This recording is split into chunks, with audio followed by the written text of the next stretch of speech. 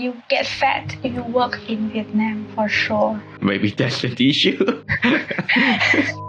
I translated 10 pages of feedback at night, crying and said, what am I doing with my life? ถ้าเพื่อนๆชื่นชอบวิดีโอนี้ยังไงอย่าลืมกดไลค์กดแชร์เป็นกำลังใจกด subscribe และกระดิ่งเพื่อติดตามกันด้วยนะครับเย้ Hello everyone, welcome to CG Talk Video. I am Vira. I work in the animation and visual effects industry, currently based in Montreal, Canada. I'll be your host for tonight. And tonight we have a very special guest from Vietnam. Hello Phuong, how are you doing? Yeah, I'm great. Thank you for inviting me here today. This is my first time doing something like the podcast, so maybe I'll be nervous here and there. Please help me. And thank you for joining us today. So firstly, can you introduce yourself to the audience? What do you do and which projects have you been involved in? So my name is Phuong and I'm currently working as producer at Rare Reversee, a small studio in Ho Chi Minh City, Vietnam. And before that, I was a layout producer for Specs, another studio in Ho Chi Minh City as well. Throughout my time as a producer, I was lucky enough to work with Disney animation series, and also I have done some game intros and cinematics for Garena new skin promotion for the AOV game. Is it like mobile game? Yeah, it's some sort of like League of Legends but on mobiles.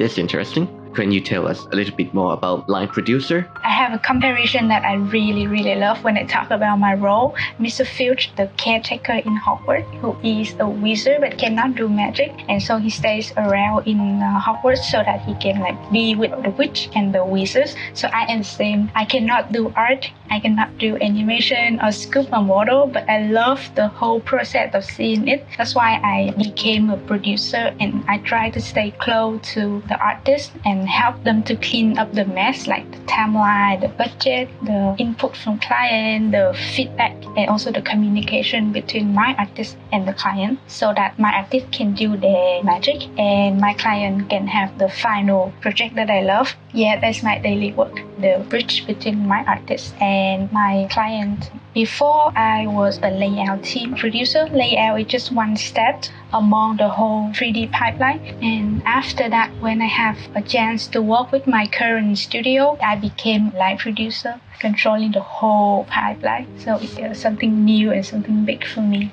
I see. So you basically do management and also act as a bridge between the client and the artist. Yeah. And as a line producer, how involved are you in creative process? I would say around 5 to 10%, because mostly my role is to make sure that the information transfers 100% between clients and artists, and making sure that the timeline is met and the okay is reasonable. So in terms of art creativity, I don't think that I involve too much in that. If it has to be the case, then I think I will be like reading the feedback, and if the client say that they want the model to be red, but my artist in some magical way make it blue, and I will jump in and say, I remember that the feedback said that they want it to be red, can you change it? I think that is like the highest creative part that I can involve in.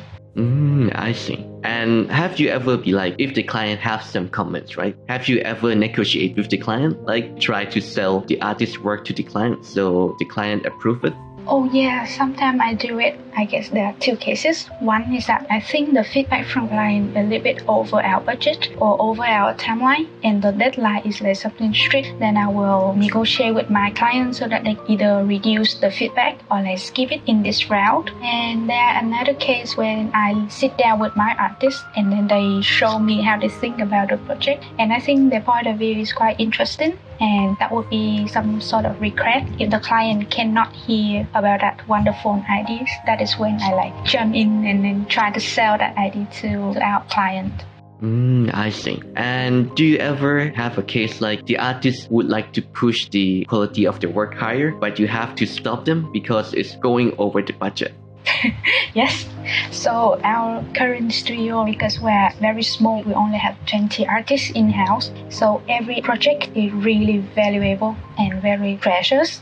That's why our artists are really high in the proposing idea, because they really love what they want to do. So whenever I need to like stop them, I'll be very heartbroken inside. But I need to prove to them that okay, if we do that, that would be like a whole month. We only have 2 weeks. we will try to do it next time. A lot of time they will give me like puppy face and say that, Phuong, don't you see how wonderful it is? Don't you feel that would be like such a miss for the client if they don't have it? That is where like my mind has to be very clear about, okay, the timeline is top priority. I think that happens a lot, mostly because we are a small studio and we want to prove ourselves a lot during these projects. Yeah.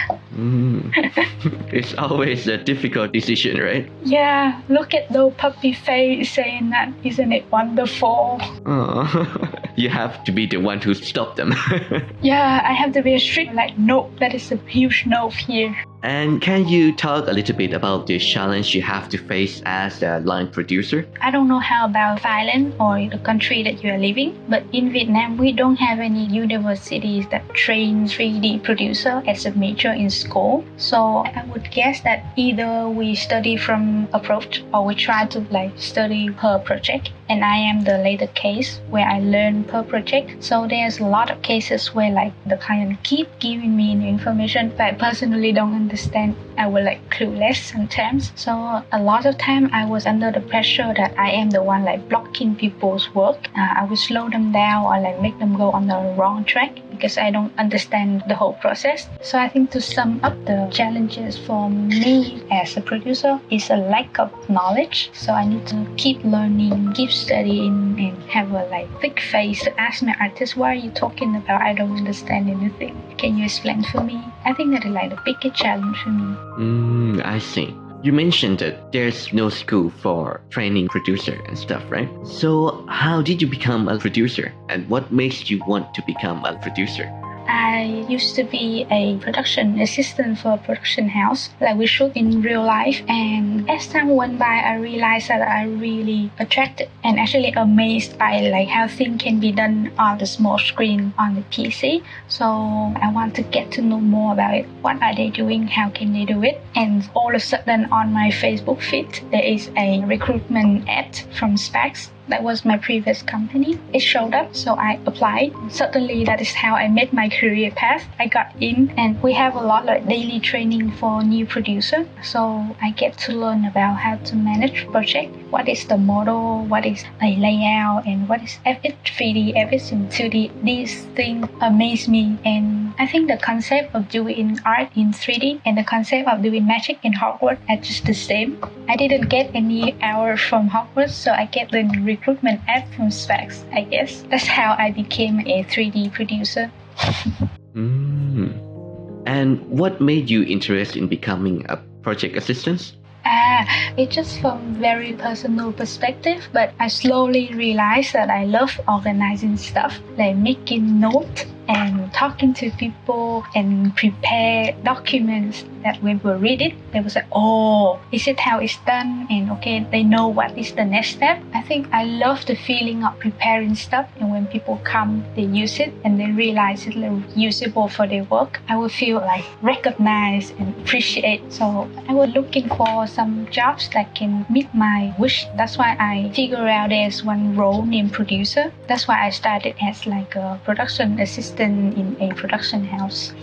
Oh, that's very nice. And yeah, as an artist, I would like to say that really thank you for all of your hard work. We really appreciate the work that producers do for us, the organizing stuff and everything. It really makes artist work go smoothly, makes our life much easier. I think that is a rewarding thing for me as a producer as well. There was one time when I prepared the feedback, I translated from English to Vietnamese. That's one part of my daily job as well. An artist came to me and he said that he knew that I needed to stay up late last night so that I can finish all the feedback before they arrive to work. He thinks that would be very hard for me, like finish the work that late and still show up at work 10 a.m. next morning. So he really thankful me for that. And please don't quit job because that would be a huge loss for them. So please stay at work for them. I think that's very cute, and I was like kind of teary at that time when he said such a cheesy thing. Oh, that's so nice. So, when you say that you have to do translation for the comment from the client and stuff, you have to stay late. Is doing overtime a common problem in Vietnam? Because in Thailand, it is also a common practice to do overtime. I think the case of staying late doesn't happen every day, or else I would be dead for sure. Yeah, I was lucky enough to work with the companies that paid quite fairly for the overtime for the artists and also for the producer. But yes, I have seen many other like CG startups in Vietnam. They willingly work non-paid overtime because their biggest goal is to create great work and get recognition by the potential clients out there. So I think yes, in Vietnam we do have overtime sometimes, but mostly it doesn't really like go that harsh that we need to stay like 20 hours per day at work. No, it doesn't go that terrible. I would say about 10 hours a day.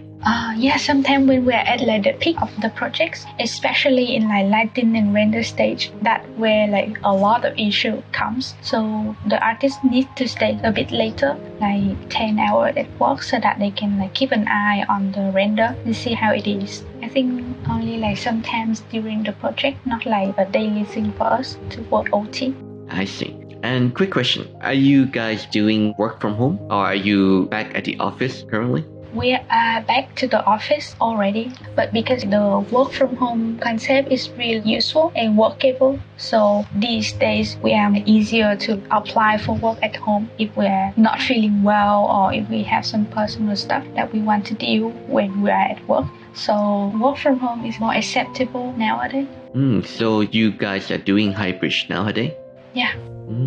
And I think it's really helped when you have to do overtime. You can stay at home and work. As a producer, right, I personally don't really have like a strict timeline because sometimes my clients are in Europe, so we have a different time zone, and sometimes I need to talk to them in nighttime, and that's okay for me. But for artist side, this is very hilarious. I just talked to my friend a few days ago. He said that back then he only needs to work at the office and he doesn't need to bring work at home, right? But because right now the work from home concept is so wide open, and because he has the access to work from home, so sometimes the supervisor would say, hey, because you're at home, right, can you open the file and check this file for me? That would be quick. So he like opened the file and he said that I kept working and not really concentrate, and suddenly like 3 hours has passed and it's already midnight. So I think there's like pros and cons of working from home these days. Yes, that's true. It's very hard to distinguish between your personal time and work time nowadays when you do work from home. Yeah, the line between like work-life balance has been like broken because we have work from home concept. We have to be very careful. And what would you say is the most rewarding part of being a line producer? Most rewarding part, I would say that is when like an artist came to me and say thank you because of the whole documents I have prepared, or when I save them from one feedback that is extremely hard or like extremely waste of time. I feel like really appreciate it. And for me, it's not about a word or how many views we have from the cinematic we have produced, but like to see the people that I'm working with lay back, relax, because they have someone at their back, someone back up for them. I think that is the most rewarding feeling. And sometimes when I get too tired, or sometimes when I was like lost and clueless about my life, like I translated 10 pages of feedback at night, crying and said, what am I doing with my life? And then the next day the artist came to me, hey, the feedback is really good. This time you didn't make that same mistake that you did last time. I feel, oh, that's great. I can do it whole thing all over again. So like to make it short, the most rewarding part for me as a live producer is that when I see the work of our artists got easier because of the documents and the thing that I have prepared for them. Oh, that's very sweet of you. And that sounds very tough, translating 10 pages of comments. Oh my god. I don't want to think back. Right, and what do you think makes a good line producer? Well, I think it's more like my long-term career goal. I would love to become a producer that understands people needs, understand client and the artist needs, freelancer and the in-house needs, so that I can make sure that they candidate well in every project. And one other thing that I have always tried to remind myself that I need to like keep cool in any case, like some silly feedback or some delay from my actors. I need to keep cool head and try to figure out how to solve it. Okay, that's nice. And do you have anything you would like to say to artists in general? Oh yeah, there is a time when I receive a question from one of our artists. What is my role? What am I doing at the company? It's a bit confusing, hilarious, and a little bit heartbroken as well. So I hope the artists can see the producer as someone who helps them to deal with the paperwork, like the Excel sheet, the PowerPoint slides, so that the artists can focus 100% on working on their craft. I think the patient to share with us why that feedback is heartbroken and unreasonable, or why that model need 10 days of work instead of 3 days of work would be highly appreciated. Yeah.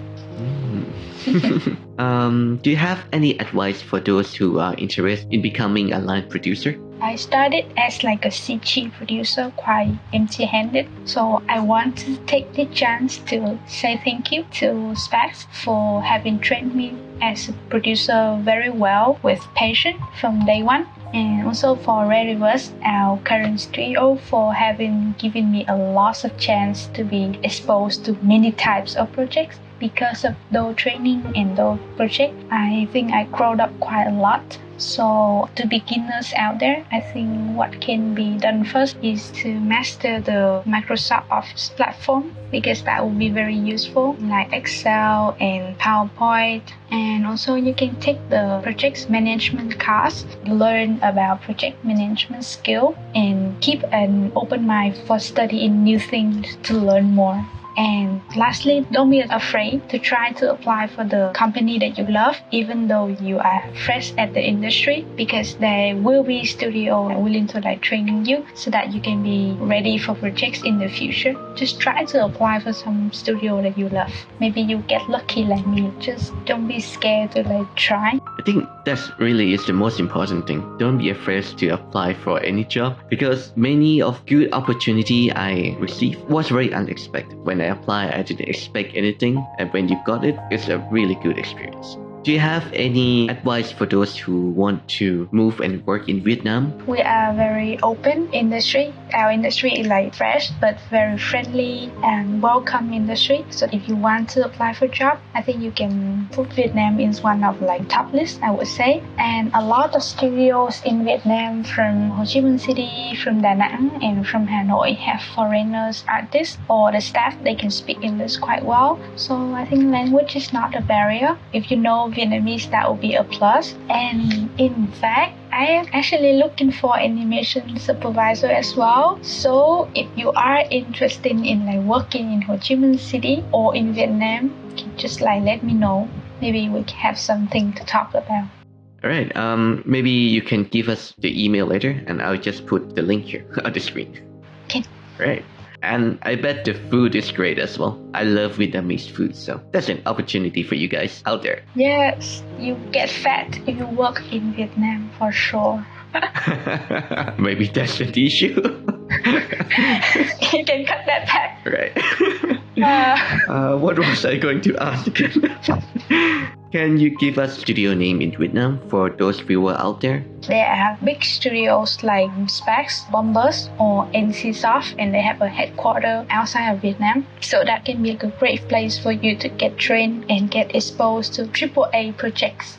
And if you want to challenge yourself a bit more and want to work with some local product, or if you want to be a bit more creative involved, then you can join smaller studios. Income in Hanoi, Rare Reverse, our studio, or Triple Sec. If you want to work for CGI in feature film, then Clay would be a lovely choice.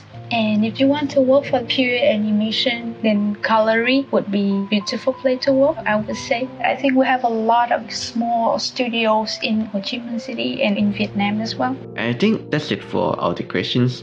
Do you have anything you would like to say before we end the interview today?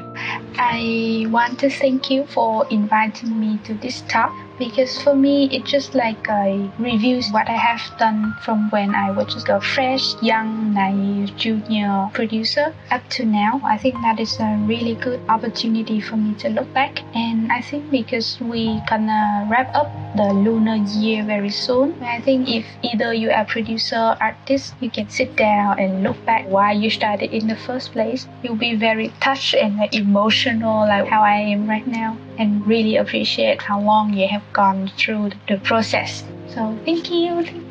Thank you for today, Phuong. It's very nice to have this talk and it's very insightful. I learned a lot today.